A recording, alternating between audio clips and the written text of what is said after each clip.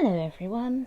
Today I want to talk about a very important topic, the fact that I smell hypocrisy over it and what I think we can do to combat this. Before we begin, this is not a debate about whether or not these two situations are equal. We know that the female one is obviously more serious and has far more reaching effects down the line. However, I still think that this is important to compare. If you know what this word means, congrats, you are a human being who has not been living under a rock. But who here knows what this word means? I would not be surprised if you didn't know what that meant.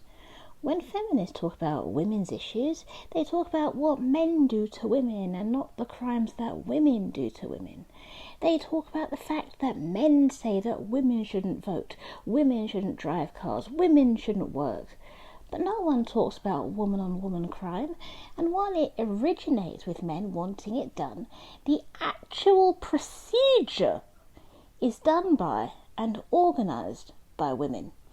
This is why I say this is a woman-on-woman crime.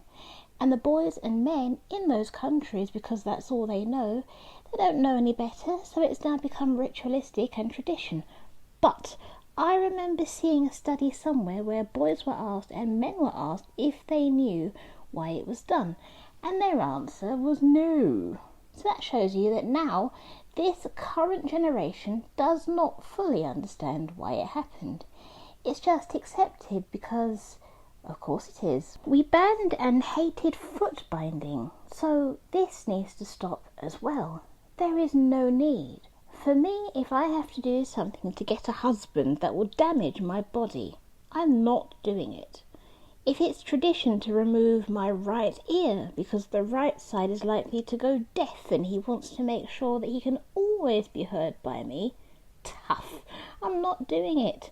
I deserve to have a whole body for the rest of my life. To me, it is almost as sensible as saying that we should do the same thing to the inside of our mouths, because the inside of our mouths is the same as our downstairs. So if you're going to make the argument that it's to keep us clean and to benefit us, then surely if we remove the taste buds from the insides of our mouths, we would lose weight, right? Because once again, we would have no enjoyment of food, we could still eat, but we would risk facial disfigurement.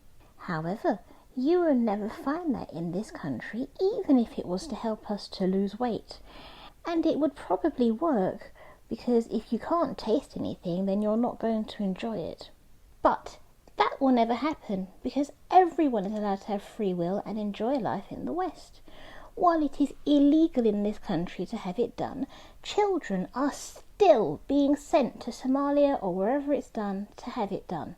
They obviously do not care that they will get 14 years possibly if they do this. No one talks about this much because it's woman-on-woman organised. Also, from the men's point of view, let's look at this graph. Why the double standard? Some people say that the male one is done for religious reasons. FGM is also done for religious reasons, and yet it's been outlawed. Both were done because the parents wanted it done and organised it. Mainly the mothers if it was FGM and fathers if it was the other way around. But because MGM is so accepted today, it doesn't matter which gender organises it. The poor boy will still have to have it done and it will be accepted in society. My question is, if it's legal to do men and boys in this country, why is it wrong to do women in this country, even if it's done on the NHS with doctors and everything? If it was done in sterile conditions, would it make a difference? No. So why is it okay to do this to boys on the NHS? Why is one free to do with no one questioning it, but the other one is horrendously illegal and wrong? We would not tattoo our child because the child then has to grow up with a tattoo that they did not ask for. It does not matter if the tattoo would ever be seen. We still would not do this, and it would be considered illegal to do something permanent to a child. The skin and flesh that we have on our bodies are very important and meant to be there. I don't think that it should be removed unless there's a medical reason for it at the time. For example, if the skin on the boy has infection, then remove it. But if the skin is doing what skin does, there's no need to remove it. Keep in mind that for both genders, as you can see by the graph, they are done for almost exactly the same reasons, whether it be religion or tradition or something. But if it's okay to do it to boys and put that on the NHS, why is it not okay in a sterile environment to put this on little girls and do it to them? You could use as many clean utensils as possible. It would still be considered barbaric. Why? Doing it to a baby girl is misogyny. Doing it to a baby boy is misandry. Also, speaking of that, why is it that the male skin is used for cosmetics? Imagine using the leftovers from the woman or the girl in products. It wouldn't happen. It would be considered misogynistic to do this. Even if it's been removed already, why would you do it? I don't know.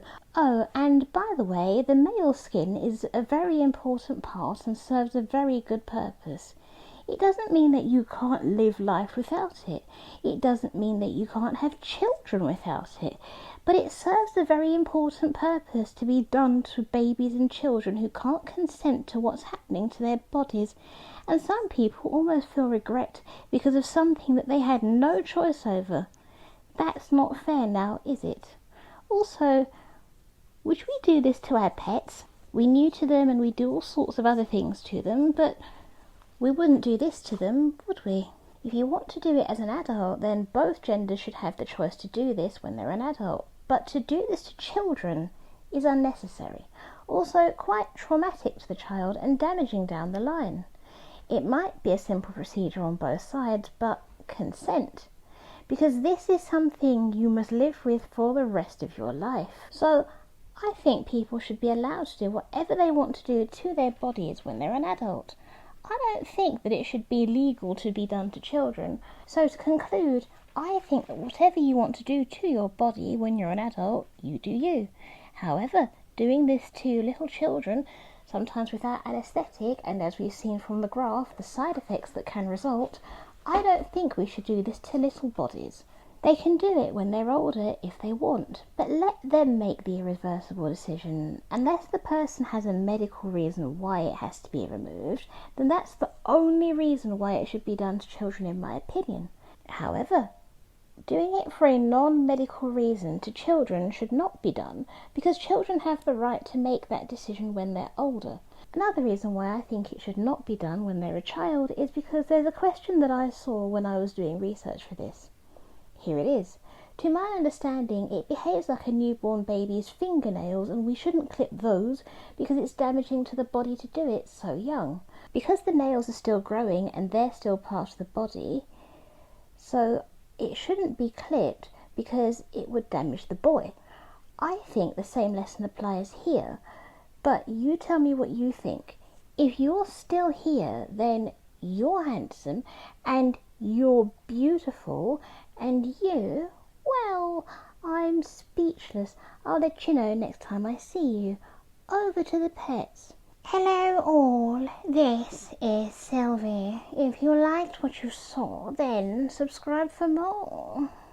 Hey everyone, my name's Bonjo. If you enjoyed yourself, then give it a thumbs up and share it with all your friends. Hi everybody, I'm Jack, and if you had fun, then comment down below and let my mum know what you think about this.